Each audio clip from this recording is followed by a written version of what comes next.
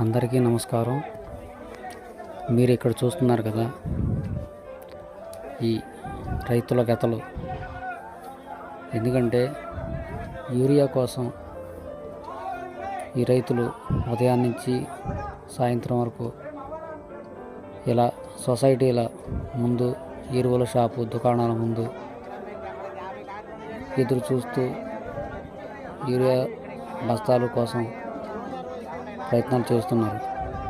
ఎందుకంటే ఈ యూరియా లేనిదే ఈ పంట పొలాలకు దిగుబడి చాలా తక్కువగా వస్తుంది.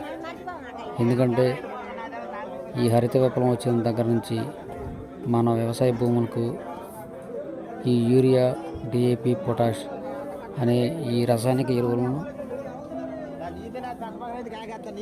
అలవాటు చేయటం వలన అది వేస్తేనే భూమి స్పందిస్తూ పంట దిగుబడిని అందించడానికి జరుగుతుంది. కాబట్టి అలాంటి యూరియాని ఇప్పుడు ఈ ప్రభుత్వ అధికారులు, యంత్రాంగం యూరియాని కొరతని సృష్టించి రైతులకి తీరని లోటును, బాధలను కల్పిస్తున్నారు. కాబట్టి ఇలాంటి రైతుల బాధలను ప్రభుత్వాలు గుర్తించి వారు పడే కష్టాలని తప్పించడం కోసం యూరియాని అందించడం కోసం ఈ వీడియోని మీరందరూ షేర్ చేస్తారని కోరుచున్నాం.